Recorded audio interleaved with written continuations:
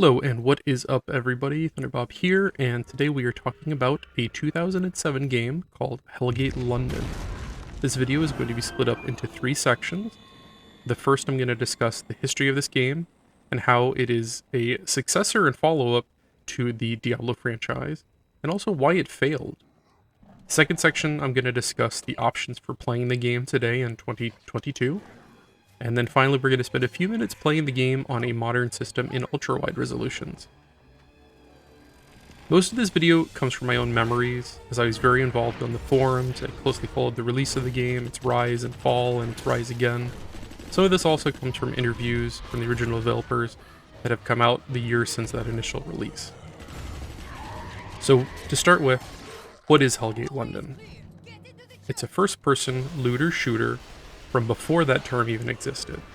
This game came out a full 2 years before the original Borderlands. You choose a class from 6 available and hunt demons in modern-day London after most of humanity has been pushed into the underground tube system. There are randomized levels, you find randomized color-coded loot, you level up, you invest skill and stat points, and progress through multiple acts. Sound familiar? Well, that's because much of the original Diablo team moved over to this game when Blizzard North closed shortly after the release of Diablo 2 Lord of Destruction. These were key people from Blizzard North, like Bill Roper, David Brevik, Eric Schaefer, among many others. They created a new studio called Flagship Studios, who wanted to develop a rather ambitious first-person Diablo-style game. I believe they may have been too ambitious, as the game had a rather protracted development. There are several interviews floating around from the key players, but it basically seems that they took on too much and grew too fast for a first game release. At GDC China 2011, Bill Roper, developer at Blizzard and later Flagship Studios, had this to say: "The biggest failure with Hellgate London is that we tried to do too much. We were a single-player game, or you could go online and play for free. There was also this hybrid subscription model that you could get into, and the game was coming out on a new Windows platform. And we are part of Games for Windows program. We shipped in 17 languages. We had a very high-end graphics engine that we had to build, but at the same time, we did low-poly versions of the game. I mean, the list just went on and on and on." This game was very close to being finished, and they were forced to put it out prematurely as they were running out of funds. I was one of those early adopters. I bought the collector's edition on Halloween of 2007. It was a buggy mess, but I still really enjoyed it. It was an interesting mix of Diablo and a modern-day shooter, though held back by what I felt was an incomplete and buggy release. The entire game could be played either offline or online. They also had a confusing optional paid subscription model. The subscription cost $9.95 a month. They also had an offer to pay a one-time fee of $149.99 for a lifetime subscription. These subscribers would have access to ongoing updates, hardcore mode, the ability to bypass server queues, a larger shared storage space, the ability to create guilds, and more. Considering the game went offline for good in February of 2009, those who bought the lifetime subscription got kind of screwed. The game was released to mixed reviews, though the game went on to sell nearly 1 million copies. Much of the complaint centered around the buggy launch, limited and repetitive content, and the underdeveloped combat. This mediocre reception, along with the confusing subscription model, killed the initial momentum of the game, and at a little more than a year, the game was offline. And Flagship Studios had collapsed into bankruptcy, with financiers literally coming into the office and removing computers and intellectual property. You might think the story ends there, but this is where it actually gets kind of weird. First off, we have to mention how this ties into Mythos and Torchlight. As the test of the network systems for Hellgate London, Flagship Studios Seattle was created, and with it the development of a game called Mythos. This was much closer to the original Diablo, and was led by Travis Baldry, the creator of a little-known Diablo clone called Fate that I also really enjoyed. I tried Mythos back during the beta and found it an interesting half-step between Diablo and a small-scale MMO. When Flagship Studios sank, so did this offshoot studio, but most of the team moved on and created Runic Games, who of course went on to create the excellent Torchlight 1 and 2 before they were shuttered, and actually some of those employees left to create another studio which went on to make the kind of terrible Torchlight 3. But that is a story for another video. Hellgate London also had several resurgences over the years. First off, in 2011, the game was rebuilt by Korean-based software distributor Hanbitsoft, who had acquired the rights and intellectual property. This was basically a rebuild of the game into a free-to-play Korean MMO. They rebalanced the game to push online and added several new expansions, including Hellgate Tokyo. I tried this version back in the day, and it seemed to be the same basic game with a ton more grinding, forced multiplayer, and terrible microtransactions. In 2014, a global version, aptly named Hellgate Global, was announced as it randomly showed up on Steam Greenlight. This was to be an English-language version of the Korean MMO, but my understanding is that it never made full release. During this period, Hellgate London 2 was also announced and quietly cancelled, and a full-blown VR game was eventually released to absolutely terrible reviews. It really seemed that Hanbitsoft just did not know how to make use of the Hellgate London property. Now we get into how to play this game today. In 2018, a new Hellgate London game appeared on Steam. Much rejoicing was had until people realized this was not the original game. No, it was the Korean MMO game, but it had multiplayer stripped out. Minimal work was done to the game to turn it into a viable single-player game. Literally, the same multiplayer interface was still there. You started the game in an area with a ton of microtransaction vendors, though now you could not interact with them, and there were a ton of grayed-out multiplayer options. While it's playable, I was quickly turned off from the experience, and I sought out how to play the original version of the game. First off, you can simply install the original game from your original discs if you still have them. I actually have them right at hand here. I've got the collector's edition that I bought on day one. You can update that game to the latest released version as well, though it still leaves it kind of a buggy mess, even playing with the final patch that Flagship Studios put out. That leads us to the alternative methods of playing today. Fans have continued to develop the game through mods like Hellgate Revival, and more recently, Hellgate 2038 entered open beta. Hellgate 2038 is a multiplayer version of the game. It does require you to either own or obtain a copy of the game. This version reflects how the game was in 2008 and includes the Abyssal Chronicles and Stonehenge expansion that were added prior to the game cancellation. It also has many bug fixes, updates, and even some new content based on what was left behind from Flagship Studios. And it continues to be developed to this day. It does not include the later developments added by Hanbitsoft like Hellgate Tokyo, or changes added in Hellgate Global, which I generally think is a good thing. You can buy these CDs on eBay, you can find them on Amazon, they're relatively inexpensive.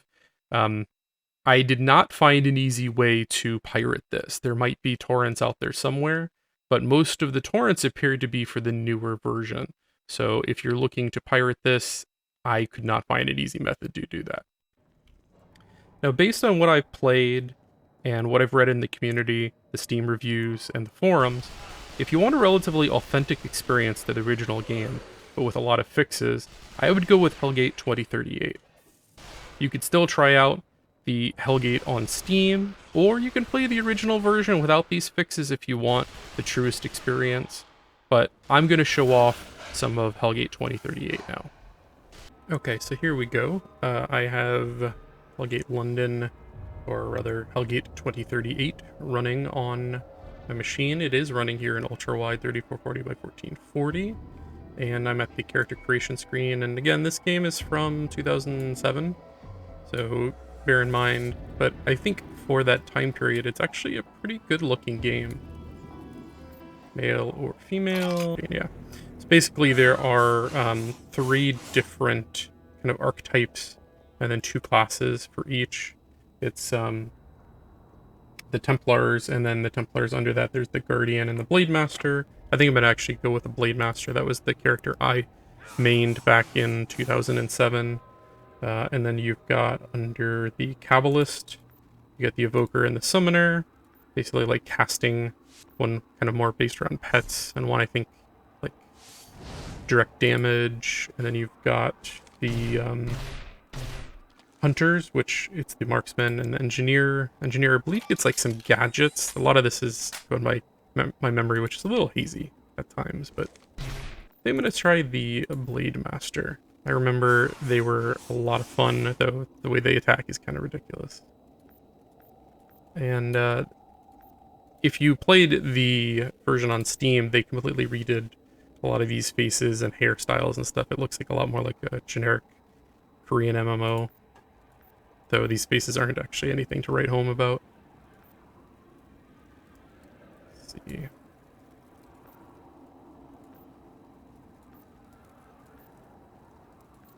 Yeah, perfect. Oh yeah, I look like Braveheart. Okay. Like in between. He's a Blade Master. He needs to be kind of bulky. Okay, I gotta name him.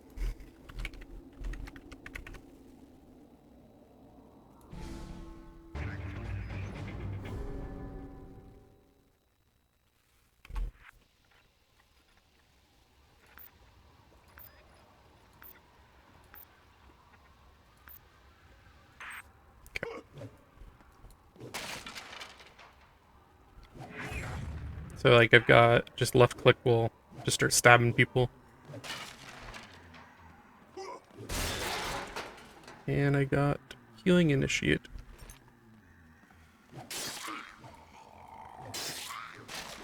And this totally, you know, you could see the Diablo kind of history here. Definitely feels like if in 2007 some of the ex-Blizzard people said, let's make a 3D Diablo game. Never was one for confrontation. Nonetheless, I sometimes envy your direct approach. We all work for a purpose. Get your quest log here.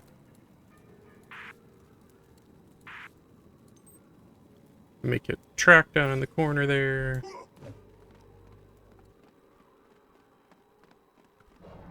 You gotta sprint. And I remember thinking this looked really good in 2007. Not as much now, of course, but, you know, times have changed. They were using, like, a custom engine.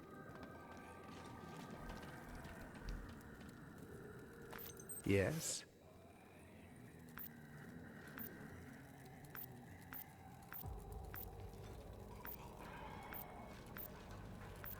Now, they didn't have voice acting for all of the characters, obviously, you can tell.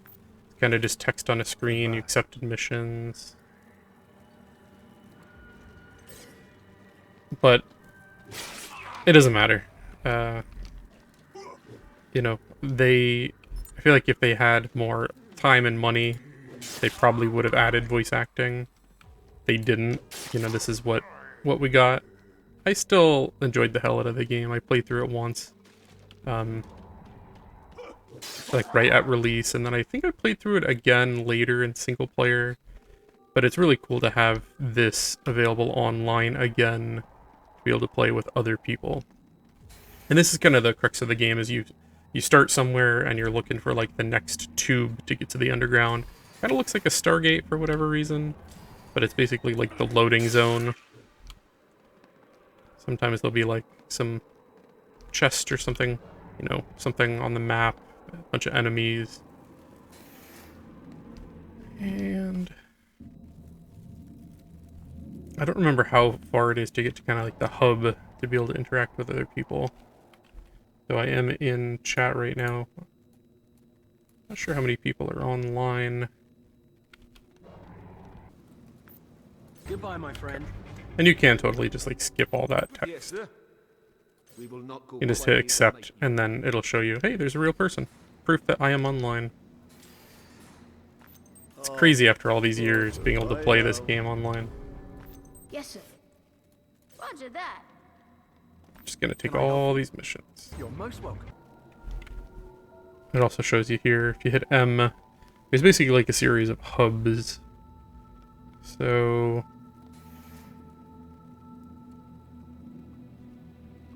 I think I want to go this way, actually.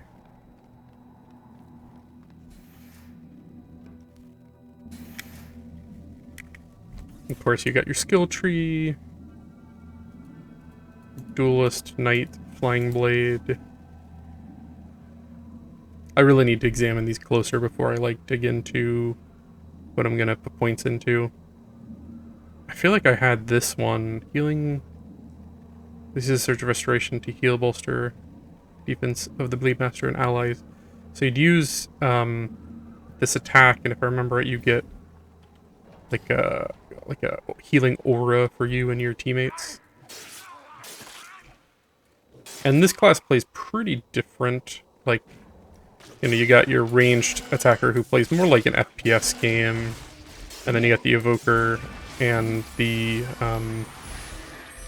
summoner who plays more like a traditional caster.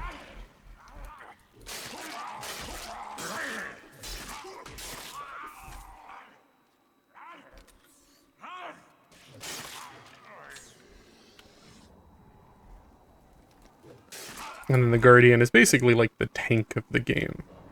They can take a lot of abuse, and there's not really a true healer per se, from my memory, but everyone kind of had some healing capabilities.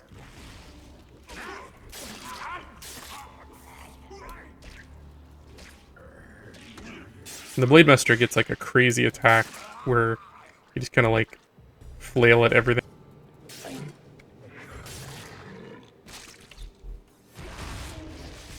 Ow. Stop. I'm trying to look at my skills.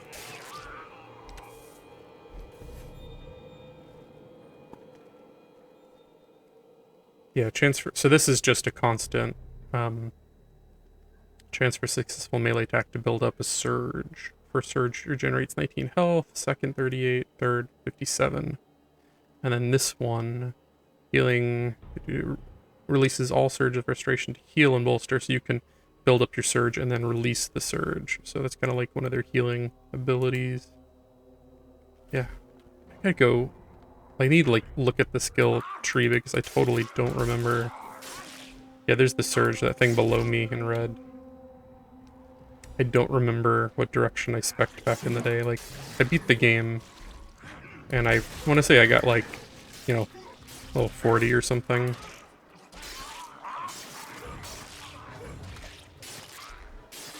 Pretty much all the classes from memory used mana as like their main. Much like Diablo 2, there's only like one real resource, except for the assassin, of course.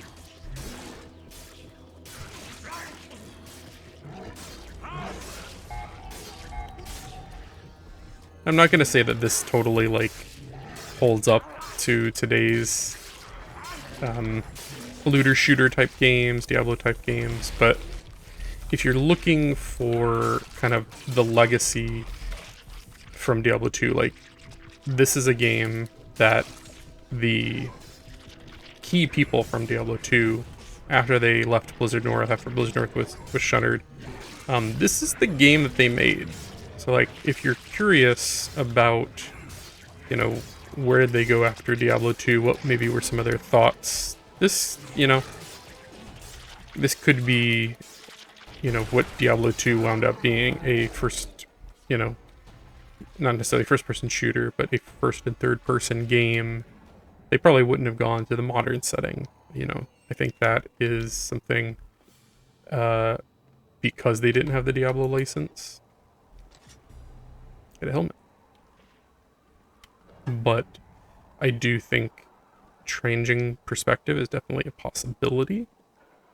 And I think if this game had been more successful, if they had like knocked it out of the park, if they had like another 6 months to get it all going, I definitely think that this could have been like Borderlands, you know, a couple of years earlier than Borderlands, you know, actually came out.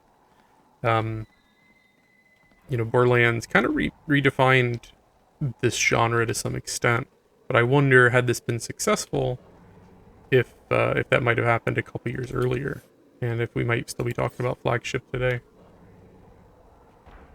It's a possibility. I wish you could sprint more frequently, because you do kind of move slow at the beginning. And I can zoom out a little bit, zoom in. There it is.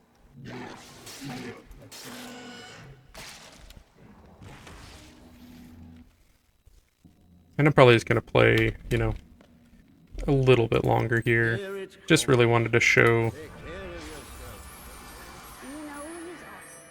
a little bit of the beginning of the game. But it kind of feels like, you know, if you took the Diablo formula and you kind of added a little bit more of the MMO trappings, you know, adding in a lot more quests, a lot more, not necessarily like fetch quests, but a lot more basic quests. Worked pig leg. Now that's definitely a Diablo callback right there. Let's go ahead and just kill a little bit more.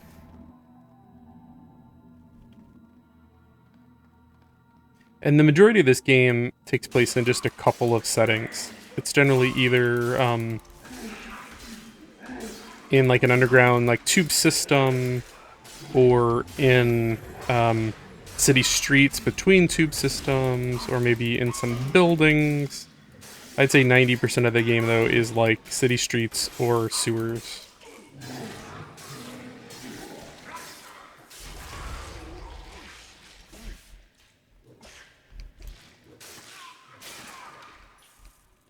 And I think the biggest complaints this game had, and, you know, they may have been valid complaints, is that there's a certain amount of repetition. You know, the areas are somewhat limited. Even the enemies, I seem to remember you ran into a lot of the same enemies as you progressed. And then, you know, not enough uniqueness to each class. Now, I think one thing that this mod is trying to do is make more of the classes viable and kind of balance things, and then also add more content, which I think is a good thing. Like, this is one of those games where I think the concept is much better than the execution, and having someone come kind of behind the scenes and clean up some of those messier aspects that did not quite land right, could actually make a really good game. This is one of those games that I was so excited about, and I wanted it to be good. And I played through it, and like, I would even say it was a decent game. I think it was hip to hate on it at the time. And people just wanted to, like, you know, this is the best that these ex-Blizzard people could come up with, and really, really talked shit about it. And no, was it perfect? It was not. Was it a decent hack and slash, you know, action RPG? Yes, I would say for that time period, it was pretty decent. And if they had just a little bit more time to get everything right for release, I really think they would have had something in their hands here. I do remember the difficulty being pretty uneven. Back in the day, I remember like, oh, this is super easy, and then you hit like a certain new area, and suddenly like, you're just getting like one shot, like a very unevenness to the game, where some things were just great, and then, you know, oh shit, now I cannot do anything. Why am I playing this game?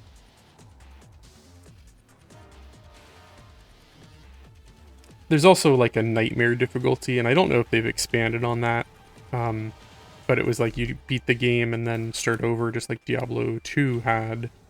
I think you'd beat it around like level 30, and then at that end. Oh, I need one more capacitor. Hope I didn't miss it.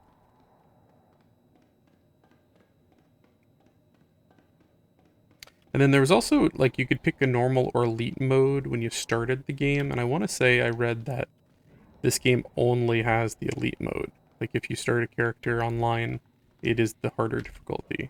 But I think there were some benefits to doing so. I think I'm going to end it here. I kind of wanted to just share the first couple of quick missions. There's the capacitor I needed.